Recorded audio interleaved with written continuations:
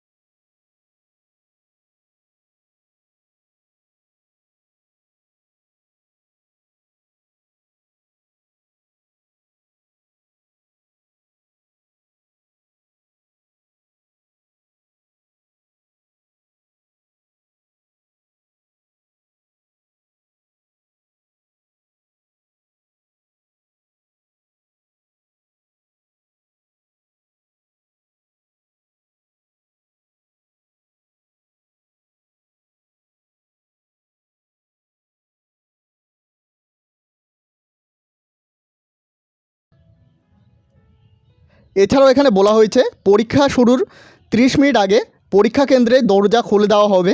এছাড়াও 5 নম্বরে কিন্তু খুবই গুরুত্বপূর্ণ একটি বিষয় বলা হয়েছে, কোনো পরীক্ষার্থী পরীক্ষা শুরু হওয়ার 1 ঘন্টা পরে পরীক্ষা কেন্দ্রে প্রবেশ করতে পারবেন না। অর্থাৎ পরীক্ষা শুরু হওয়ার 1 ঘন্টা পরে কিন্তু আপনারা পরীক্ষা হলে ঢুকতে পারবেন না।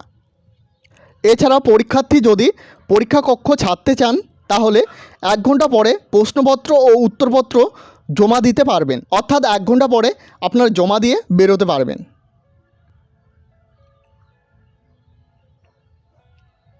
এছাড়াও 6 নম্বরে বলা হয়েছে পরীক্ষার্থী বিশেষভাবে সতর্ক করা হচ্ছে, পরীক্ষা চলাকালীন কোনো রকম অসৎ উপায় অবলম্বন করলে বিশ্ববিদ্যালয়ের নিয়ম অনুযায়ী কঠোর ব্যবস্থা গ্রহণ করা হবে।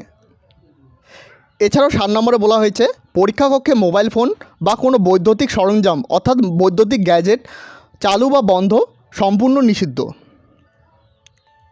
অন্যথায় বাজেয়াপ্ত করা হবে। অর্থাৎ পরীক্ষা হলে আপনাদের যদি কোনো রকম মোবাইল ফোন কিংবা কোনো রকম বৈদ্যুতিক গ্যাজেট পাওয়া যায় তাহলে কিন্তু সেটা বাজেয়াপ্ত করা হবে এবং বিশ্ববিদ্যালয়ে শাস্তির ব্যবস্থা গ্রহণ করা হবে। এবং 8 নম্বরে খুবই গুরুত্বপূর্ণ আরেকটি বিষয় বলা হয়েছে, পরীক্ষার্থীকে বাংলা অথবা ইংরেজি যে কোনো ভাষায় উত্তর লিখতে হবে। একটি নির্দিষ্ট উত্তরপত্রে মিশ্র ভাষার ব্যবহার গ্রহণযোগ্য নয়। অর্থাৎ আপনাদের পরীক্ষা খাতায় বাংলা একটা কোশ্চেন এবং ইংরাজি আরেকটা কোশ্চেন কিন্তু লিখতে পারবেন না, যে কোনো একটি ভাষায় আপনাদের লিখতে হবে। দেখো এখানে সেটি বলা হয়েছে, সেক্ষেত্রে যে কোনো একটি ভাষায় উত্তরের মূল্যায়ন করা হবে। দেখো এখানে 9 নম্বরে বলা হয়েছে পরীক্ষার্থীকে প্রশ্নপত্র এবং উত্তরপত্রে লিখিত নির্দেশাবলী অবশ্যই মেনে চলতে হবে। 10 নম্বরে বলা হয়েছে উপরে উল্লেখিত নিয়মকানুন ছাড়াও বিশ্ববিদ্যালয় পরীক্ষা সংক্রান্ত সমস্ত নিয়মাবলী পরীক্ষার্থীকে কঠোরভাবে মেনে চলতে হবে। তো বন্ধুরা, আশা করি এই ভিডিওটির মাধ্যমে আপনারা সমস্ত বিস্তারিত বিষয় বুঝতে পারলেন। এরপরেও যদি আপনাদের কোনো কিছু বিষয় জানার থাকে তো অবশ্যই কমেন্ট সেকশনে কমেন্ট করুন। ভিডিওটি শেষ পর্যন্ত দেখার জন্য অসংখ্য ধন্যবাদ। এই চ্যানেলে প্রথমবার হয়ে থাকলে অবশ্যই চ্যানেলটিকে সাবস্ক্রাইব করে সাথে বেল আইকন প্রেস করতে ভুলবে না। ধন্যবাদ।